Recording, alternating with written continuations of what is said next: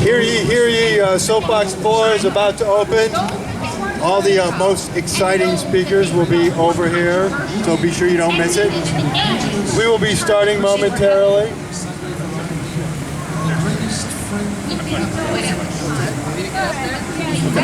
Oh, you want to? Okay. So I'm just going to babble on for a little bit so that he can adjust the speaker, and then I'll start babbling on formally. Is that good? Good. I think I will walk just because the soapbox is so No. All in all, on that very same day, 14 were subpoenaed to appear before the grand jury, a special grand jury. I've never actually spoke standing on a soapbox, so I'm kind of enjoying the novelty of it. You ready? Want me to formally start? So, my name is David Radowitz, and I oppose war in almost every case. I believe that the largest corporations throughout our nation, and particularly here in Illinois, do not pay their fair share of taxes. And I believe that a just and stable society nurtures and protects its most vulnerable citizens and helps people who fall down while they get back on their feet. And these values, I would say, mark me unequivocally as a political conservative. And unless you disagree with all three of those points, that you probably share a lot more philosophically with me than you've ever considered. Now, if you're like me and you were born and raised here in Chicagoland, or if you just lived here for a long time, my opening remarks might strike you as curious. In fact, I wouldn't be surprised if your view of political conservatism is of a racist ideology or kind of weird, repressive sexual mores, or maybe, I don't know, duck hunting or NASCAR or something like that. But political conservatism is really something entirely different. That's something I want to talk to you about because, as I said, political conservatism probably seeks the same things, the same values and ideals that you seek. Now, before I speak more on political conservatism, I do think I owe you a reason why you should keep listening. Because after all, if I've just told you that political conservatism seeks what you seek, well, you're seeking that just fine on your own, right? So why would you need to learn anything about political conservatism? Why indeed? And seeking just fine on your own indeed. I would offer you as an exhibit the city of Chicago.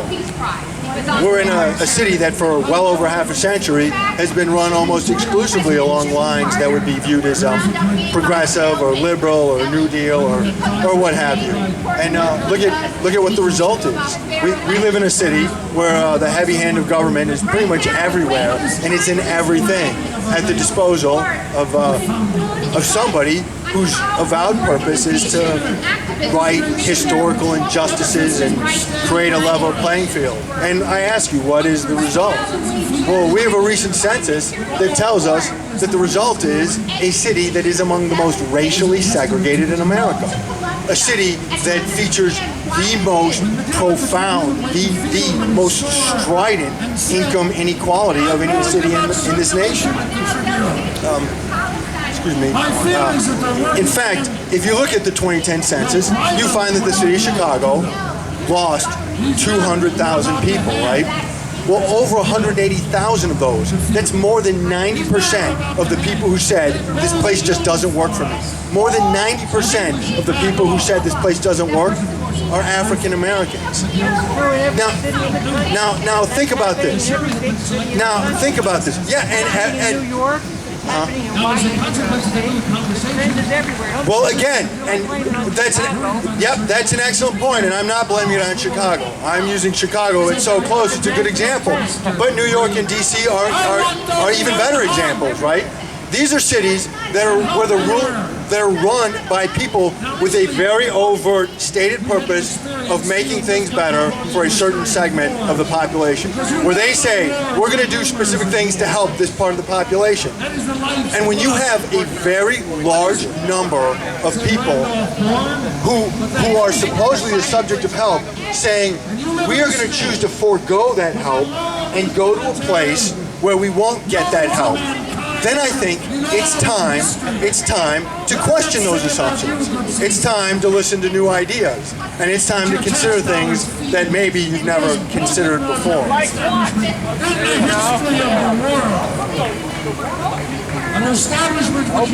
can you do me a favor? Stand right over there. Under the same pretext, the Kenya went into the Philippines in 1898. What did they bring?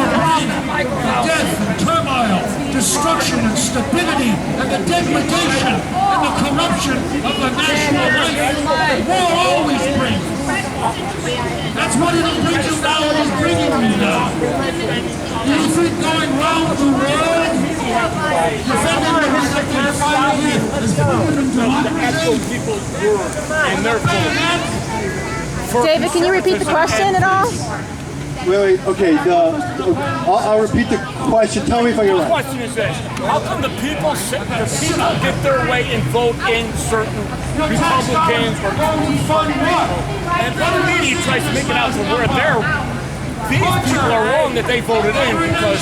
So the question, correct me if I get it wrong, he's saying, why is it that the people will vote in certain Republicans or Tea Party, conservatives, and they're voted in by the people, and why does the media try to make it out that those are the bad guys, that the wrong people got voted in, that somehow the people, the politicians elected by the people are not the politicians elected by the people?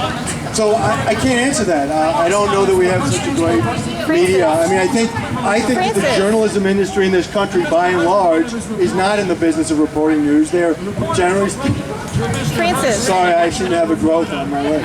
They're generally in the business of selling big government to the masses. If you look at the way the media operates, right, they cozy up to whoever's in power, and because they want to get the interviews and they want to get their little pictures following around Rahm Emanuel, asking them dumb questions like, well, what do the people of Chicago tell you? And they don't ask them questions during an election like, what were you doing on the board of directors of Fannie Mae when it was had the most worst accounting scandal in history, and you were supposed to be in charge. But anyways, I don't know. I can't give you a good reason why the media doesn't do a good job of reporting. I'm not a real media. And Fannie Mae, now a small business can't go ran our economy into the ground. He was on the board. I hear you. He attended meetings. I hear you. I can't answer those questions. I think the three judges are all journalists. Who can ask them. I think the mayor has influence. I think the previous mayor had influence. But I digress. Let me get back on topic, because I was trying to tell you. He's doing a good job. My point, and I'm here to explain one point of view and not to attack the other. And so my only point was that you've got a city here in Chicago, and as that gentleman pointed out, you've got other cities in D.C. and New York that are run along similar lines that apparently have not achieved their goals. But here's a really interesting thing. So when I point out that over 90% of the people who said what we do in Chicago is not working for us happen to be members of that group that are supposedly the beneficiaries of the way we do things. If you look at the 2010 census and ask, well, so they left Chicago, where did they go? Well, it turns out they went to places like Iowa, they went to places like Indiana, Texas. No, they went to South Holland. These are not according to the census. I know you've got more accurate data than the census, but I'm just going by the census. That's what I looked up. So, but anyways, my point is, so these are people, right, who are supposed to be the beneficiaries of our system, who decide that it's not working. And where do they decide it's going to work for them? Places that are regarded as conservative bastions, where it's very overtly, where the policies we do that are supposed to help these people are not done there. And my point is, and again, I'm not here to attack one point of view, but I'm trying to open up your minds and get you to listen to what I'm about to say, is that when you've got a system and a very large number of people who are supposed to be the beneficiaries of the system say it's not working, and they leave specifically to go somewhere where they won't be, where those policies that are supposed to benefit them are not employed. When that happens, it is just time to ask, is what we're doing really effective? And I think it's time to listen to new ideas, and it's time to consider ideas that you have heretofore never considered. And with that, I would like to introduce to you political conservatism. Now, conservatism is a philosophy that, surprise, surprise, very good, surprise, surprise, seeks to conserve something. Hold on, bear with me. Seeks to conserve something. And what is it we're trying to conserve? And what is it we're trying to conserve? Individual liberty. Using guns, that's it. The rest of the Constitution you can throw out the window. No, not quite. We're really big on the First Amendment. Look, I'm here. But anyways, so First Amendment shouldn't even be up there. So political conservatives, right? There's several threats to individual liberty that we worry about. Of course, we believe that large corporate actors can and often do threaten individual liberty. And we feel that violent criminals, right, can threaten individual liberty. Hard to have liberty if you've been murdered. But also, we're very preoccupied, as a lot of you, as this gentleman hinted, we're very preoccupied because we feel that government also threatens individual liberty. Child support. And I would say, yes, as a matter of fact, I just sent my check this week. Thank you. I think this last point, our conservatives' constant fear, and I'll admit, bordering on paranoia, of government coercion interfering with individual liberty, I think that this is a very misunderstood point. So first and foremost, I want to point something out. Conservatives are not anarchists. We do not hate government, and we don't want to abolish the government. But sometimes it does. I'll grant you that. Sometimes it does. And that's why I'm going out of my way to tell you it's not what we want.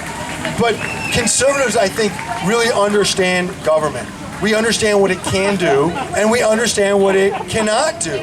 And conservatives occupy ourselves. We're very concerned with preserving government so that it does what it does well. There's an abuse of government. Yes, I'll get to that too. I got something for everybody. So we like to preserve government. You got me. I'm sorry, I didn't mean to do that. So I think that conservatives understand that the essential nature of government is coercion. That's what governments do. They don't ask you to do things. Governments, right? They command. They make laws. They command, and then they enforce. Now, if you're being threatened, exactly. I'm not saying it's bad, but that's the nature of government, right? Now, consider this: if you're being threatened by a violent criminal, right? The command, "Stop!" in the name of the law, issued by a well-armed and well-trained police officer. That's a pretty welcome form of government coercion. In fact, conservatives would say that is an appropriate use of government coercion. That's government using its coercive power to protect individual liberty.